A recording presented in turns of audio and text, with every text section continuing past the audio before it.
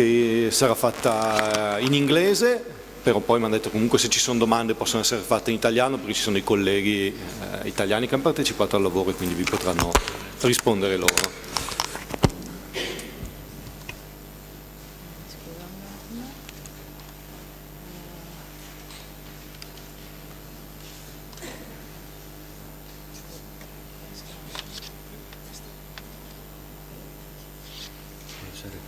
Sì. Vediamo se riesci. Okay. And how do I change it? Okay. Okay. Okay, thank you. Hello everyone. My name is A.Syriou. I'm representing GTER, which is a spin-off from the University of Genoa. It's GTER Innovazione Geomatica, GNSS and GIS. Today the topic of our presentation is about managing and publishing geographical data using free open source software. Our specific example is about a European Union project which is called Alcotra-RiskNat, and it is a collaboration we had with the province of Imperia in 2012. A few words about RiskNat, Alcotra-RiskNat. RiskNat is a cross-border project within the framework of Alcotra France Italy program, which was developed between 2009 and 2012.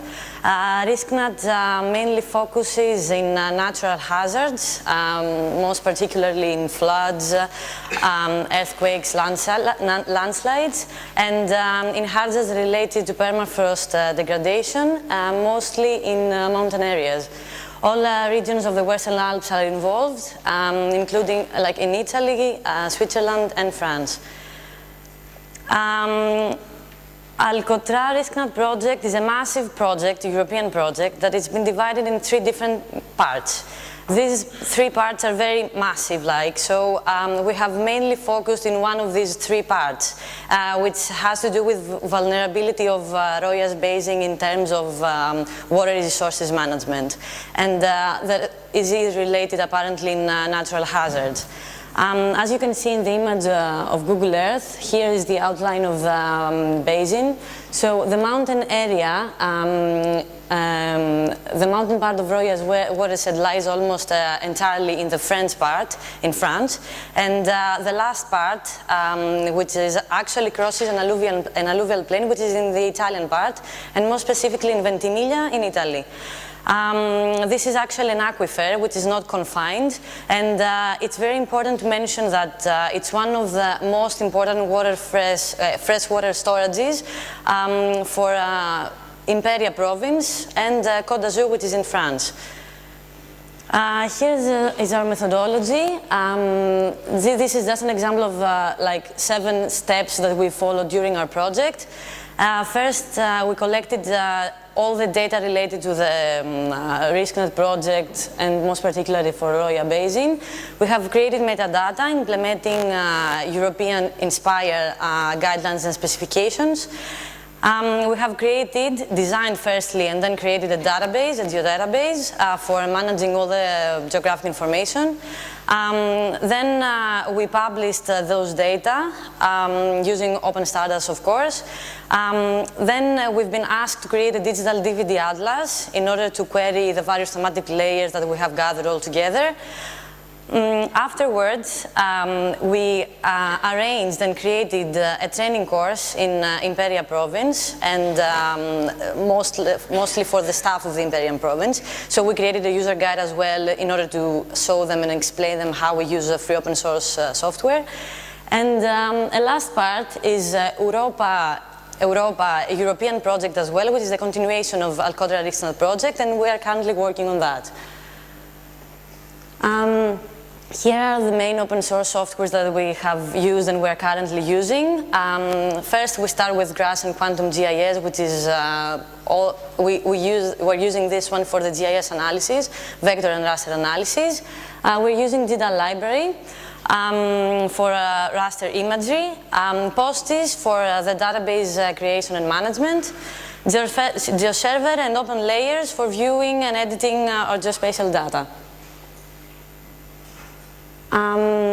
Moving on now to the data that we have used during the Alcotra-RiskNat project. To start with, we had available data, vector and raster, which are mainly focused on probes and wells, like sonde and pozzi in Italian, and other vector and raster data related to the float scenarios and the risk scenarios. Here is a small example of the vector data of Eurobassin project. That is an old previous project that before RiskNat.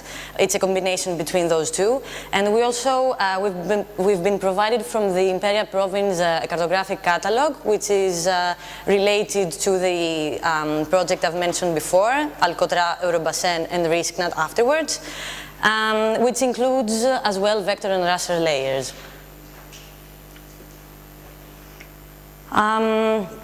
To begin with, we used GRASS, open source software GRASS, in order to import our data and do the further analysis. The projected system we have used is Roma 40 Gauss-Baga, although at the beginning the data that we've been given, especially for the French part, were in Lambert, so we did this conversion. Here is a small picture where it shows when we reported our data, and just an example of some points, vector points. As I mentioned before, according to the European guidelines and specifications, we created our metadata according to the INSPIRE guidelines. Moving on now to our database, we created a database, and this was our first aim in order to create it in an extensible way, optimizing the data storage. We mainly used open source PostgreSQL and this extension PostGIS. Apparently all the geographical data we have created and used are stored we stored both its spatial geometry, and their attributes. I'm going to show you further images later on. And for the database, users in general have access using the client interface of pgadmin, and otherwise they can access directly through the GIS desktop. Here's a small example of storing our vector geometry. This is our database through the pgadmin, and this is our geometry of our vector data. Here is a pic, I show you the metadata import in our database. These metadata are mainly like massive Excel files with we have converted them in CSVs and we have imported them in the database. Another part of our project was to publish all of the data that we've been given the RiskNat GeoPortal. We had to convert them in WPS and WFS format in order to do that, so the users have access through the RiskNat GeoPortal that ARPA Piemonte has created. Here's an overview of the system we have created, starting with the virtual machine, which is it is in Ubuntu operating system, and it's been installed in Windows operating system in Imperia province. This system kind of includes all the data we have worked with. Starting with the geodatabase, or particular kind of data, and the geoserver. There are two ways of accessing this kind of data, starting with remote desktop, accessing directly through a terminal. So in order to for users to have for access to a single user's access, and this is very important because it is not actually requires like installation of other kind of softwares.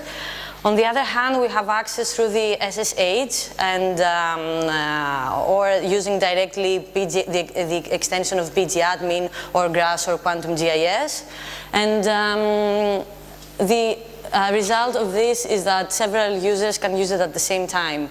And on the other hand, as you can see, the web GIS, where we publish all the data through like WMS services, and all the users have access through that.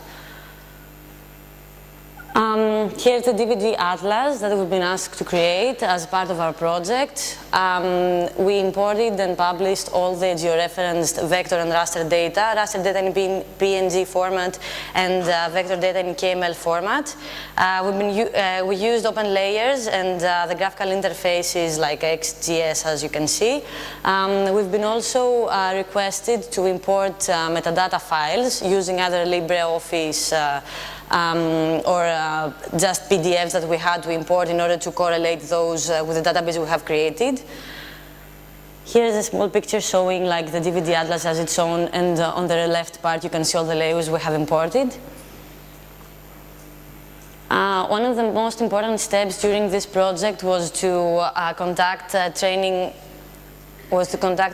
course in the Imperian province in order to inform the staff of the Imperian province on how to use the free open source software and which were the steps that we have followed in order to create our database, our DVD atlas and everything. We mostly focused on the explanation of POSTIS and Quantum GIS and a small part of GRASS. How to use GRASS software, and in the end of this training we gave them and demonstrated them a user's guide where they still have it and they can use it anytime.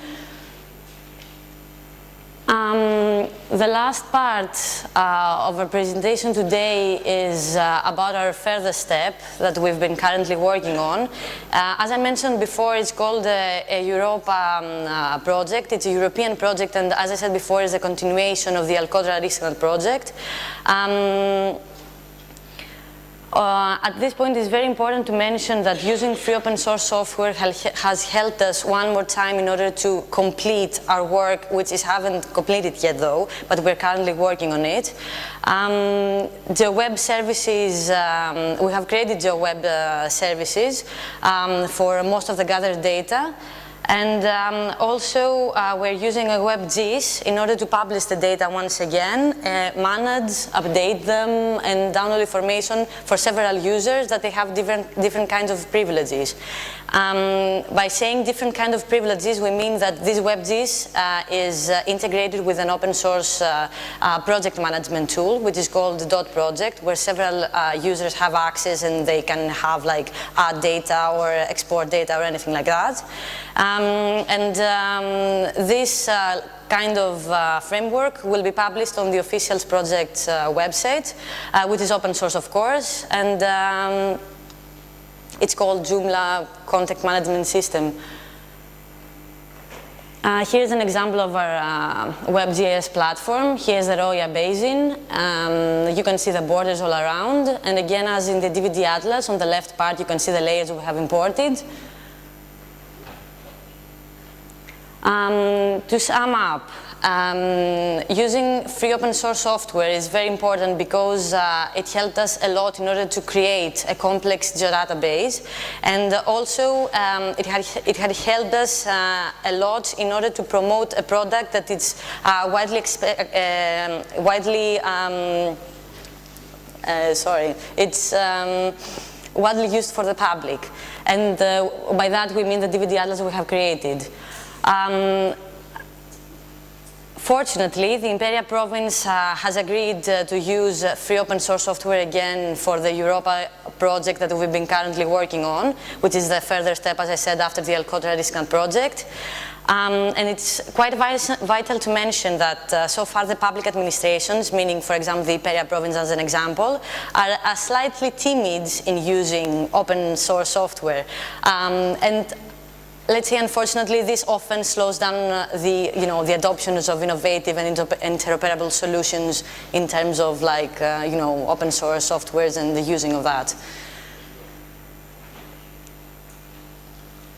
Thank you for your attention. I'm very glad to answer any kind of questions you have in English, and my colleague Roberto can also answer any questions you have in Italian, or I can even try to answer them in Italian. Thank you.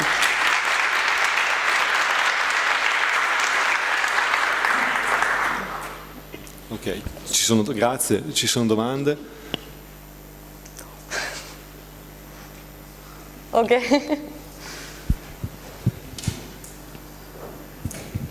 Okay, I have two questions. One, okay, you define the different layers of information that you have it, Yes. and how it works, the process of integrating data coming from continuous monitoring, like climatic data, for example, or river flow inside the system. So what is the system that you use to update it and to produce output? With which frequency you use it? The truth, so sorry for interrupting you, just to answer the first question. The truth is that we don't really have like continuing updates of the data. The only thing we have, like we had a particular kind of like amount of data given by the Province of Imperia and other kind of organizations, for example ARPAL. So we gathered all this data, we managed to like create a fundamental structure, and then we just imported them into the database, and then we continued with the web publication. So it's not like whenever they were giving us like new data, we just had to create a new structure again and import them in the structure we have already created. Because I think that in the reality of Liguria it's quite important that, I mean, if it's raining today, give the alert, because tomorrow there is a flood in the Imperia. So I understand what you mean, but it's not really the dynamic question in such a system to manage water here. Yeah. And the second question is, I've seen that you have different environment parameters. You have the location of the water sources, but I've not seen if you also map the water demand points, so villages, hospital or borehole, so where are not the water source but the water demand. And related to this, if there is any modules that you want to develop to use this system to create scenarios of water management. So for example, to define according to the situation the amount of water that for each part. Or I understand what you mean, but the thing is that it's really focused on an environmental point of view. The truth is that although RiskNat focuses on natural hazards, as I mentioned before, we're not exactly dealing with it in terms of like the data and the risk scenarios where like other kind of organizations, like Siena University, for example, was responsible for risk, environmental scenarios. So our job was just to collect those data and create like the geodatabase part and later on like the web publication. So yeah, okay, thank you.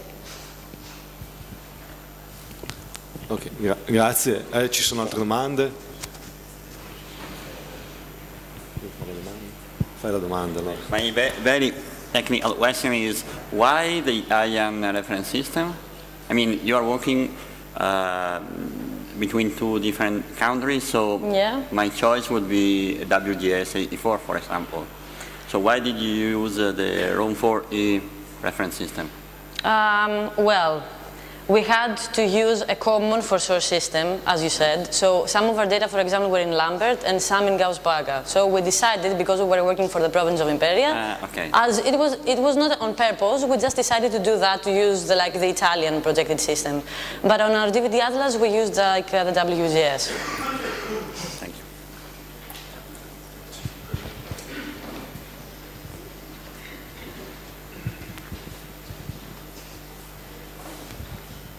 Hi, I would like to know if there is any restriction about using this data into an enterprise environment. Some of them, yes. Okay. At the beginning, we've been given like a massive amount of data, and some of them, it's been decided that we were not able to use them because of like restriction or whatever. But as far as I know, those kind of data, we can, I mean, yes or no, I'm not quite sure about that. The data is of Imperia province, so we are not able to give access. We are only work. Some of the data, for example, that we've been given from the BRGM, sorry, like the Friends institution, we were not, allowed to publish them or even use them. Anyway, the GeoWeb service is actually visible on the R.Risknat pod web. Yeah, it's public. Only a few data that Imperia wants. Ok, altre domande? Altrimenti, thank you again. Thank you. Possiamo passare all'ultima presentazione. La penultima presentazione, scusa, è una gestione dell'informazione.